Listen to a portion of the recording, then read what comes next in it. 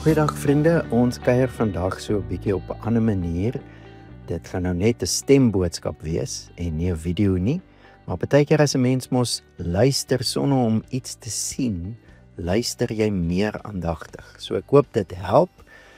Die doel van hierdie stemboodskap is om 'n gesprek te fasiliteer oor die laaste 2 weke van ons reeks His Glory, Our Story. Ons het in die 3de week, dis nou die week voor hierdie week, gesels vanuit Matteus 16 uit, waar Jesus vir die disippels, sy naaste vriende, vra, wie sê julle is ek? En dan in vers 16 antwoord Petrus, hy is die spokesperson.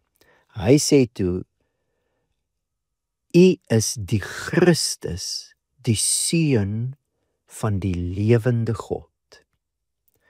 Nou in ons reeks het ons baie gesels oor hierdie 2 maniere wat Jesus in die Nuwe Testament aan ons voorgestel word.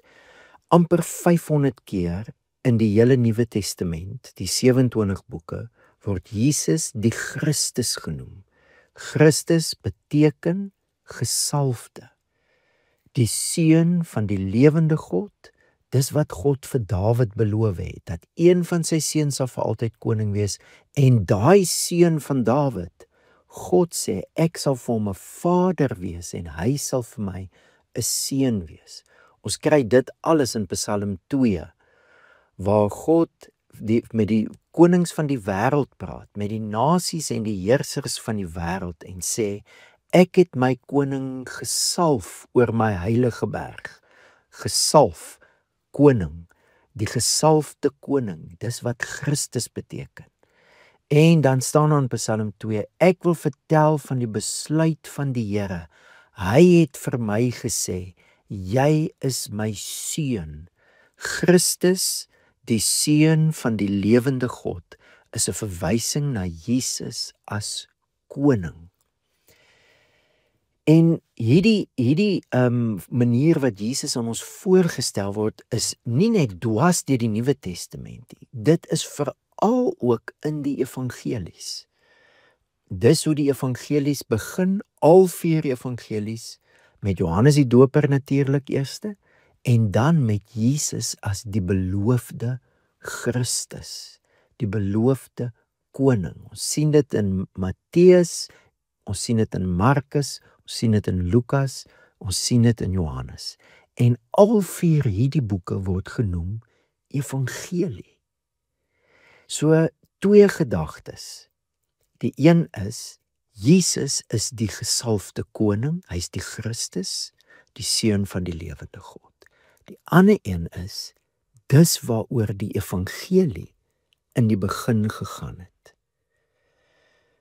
So in ons gesprek vandag wil ons so 'n bietjie verder oor dit kuier.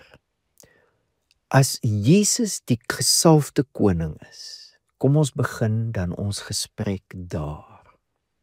Hoe verander dit my en jou persepsie oor wat dit beteken om in Jesus te glo? His glory, our story.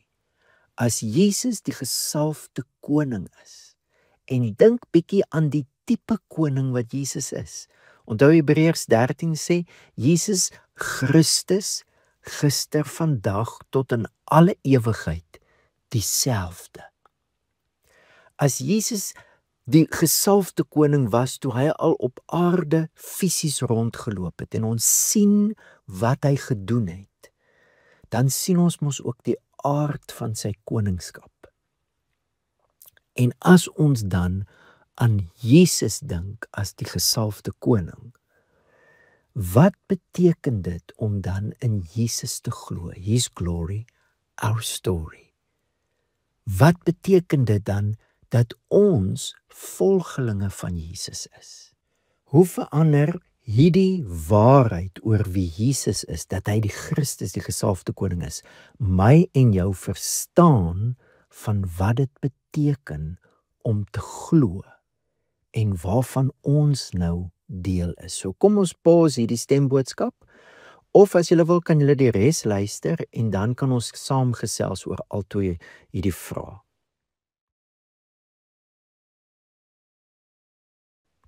Die tweede deel van vandag se gesprek gaan dan oor die evangelie. Die evangelie in die evangelies is dat Jesus die Christus is en dat God se koninkryk na ons wêreld toe gekom het. Jesus self het gesê, en miskien kan ons weer daai vers saam lees, Lukas 16 vers 16, Matteus 16 vers 16, Lukas 16 vers 16. Lukas 16 vers 16 sê Jesus, die wet en die profete was tot op Johannes, dis Johannes die Doper. Van toe af word die evangelie van die koninkryk van God verkondig. God het dwars deur die Ou Testament beloof, deur die profete, dat hy iets nuuts in hierdie wêreld gaan begin. Sy koninkryk. Hy gaan 'n koning gee. En sy koninkryk gaan dinge nuut maak, regmaak. Dit gaan herstel bring. Dit gaan geregtigheid bring. Jesus sê, dis wat nou gebeur, nou dat hy begin het met sy werk. Onthou jy, Markus het ook vertel hoe Jesus in Galilea gekom het en gesê het, die bestemde tyd is vervul, die tyd het aangebreek. Die koninkryk van God het naby gekom, bekeer julle en glo die evangelie. So vriende, hierdie deel van ons gesprek wil ons mekaar dan nou aanmoedig en help. In die kerk van Jesus, in die breë, is dit nie hoe daaroor die evangelie gepraat word nie. Jesus as koning en die goeie nuus dat hy God se koninkryk na ons wêreld toe gebring het. Nou gaan ek en jy weer dit moet leer praat. Dit is amper soos 'n nuwe taal aanleer. Gelukkig nie so moeilik nie, want dis die Bybel vol. Maar ons gaan dit weer moet oefen. Die gesprek in die kerk reg aan die begin was die evangelie is die goeie nuus. Jesus is koning en hy bring God se koninkryk na ons wêreld toe om alles nuut te maak, om dinge reg te maak. Dit was die gesprek reg in die begin as dit kom by die evangelie. En ons het hieroor gesels in hierdie week se boodskap. In die breë kerk is dit nie meer die eerste ding wat van Jesus gesê word in die evangelie nie. So hoe kan ek en jy help dat die gesprek in die kerk weer teruggaan na waar dit oorspronklik begin het as dit kom by die evangelie? Al 4 evangelies beklemtoon Jesus as die Christus, die gesalfde koning en die goeie nuus van God se koninkryk wat na ons wêreld toe gekom het. So hoe kan ek en jy help dat dit weer die gesprek word in die kerk in die breë? Ek dink ek en jy gaan self dit weer moet oefen. Want ons het nie met daai aankondiging, daai evangelie groot geword nie. Ons het met die evangelie groot geword dat Jesus gekom het om vir ons sonde te sterf. En hy het vir ons sonde gesterf. Hy as gesalfde koning het 'n oorwinning behaal deur sy dood oor ons sonde. Maar die evangelie is baie groter as dit. Eintlik is daai waarheid dat Jesus vir ons sonde gesterf het, sodat die evangelie ook deel van ons lewens kan word, sodat ons deel van die evangelie kan wees, die goeie nuus van God se koninkryk. Miskien kan ons dit so sê. Die evangelie in die evangelies is die goeie nuus dat God wat alles geskep het, sy koninkryk, deur koning Jesus, die Christus, die gesalfde koninkryk, na ons wêreld toe gebring het, om dinge reg te maak. Jesus het deur sy dood afgereken met dit wat fout is, dit wat verkeerd is, in my lewe en in jou lewe. Deur sy dood aan die kruis is daar vergifnis van sonde. En nou nooi hy ons uit om saam met hom te werk in en vir God se koninkryk deur die krag van sy Heilige Gees om dinge reg te maak. Vergifnis is hoe ek en jy deel word van die goeie nuus. Die goeie nuus van God se koninkryk in ons wêreld wat dinge regmaak. Hoe kan ek en jy help dat dit weer die gesprek word in die kerk in die breë. Vriende, dit is so belangrik, want onthou jy Jesus se woorde. Toe Petrus sê, U is die Christus, die Seun van die lewende God. Toe sê Jesus, op hierdie rots, hierdie openbaring, hierdie geloof, hierdie belydenis, dat Jesus die gesalfde koning is. Toe sê Jesus, op hierdie rots, bou ek my kerk, my eklesia, die mense wat my koninkryk verteenwoordig. So dis so belangrik dat ek en jy hierdie roeping sal optel. Die gesprek in die kerk wat Jesus bou, moet begin by hom as gesalfde koning. Dis die evangelie, die goeie nuus dat God se koninkryk deur koning Jesus na ons wêreld toe gekom het.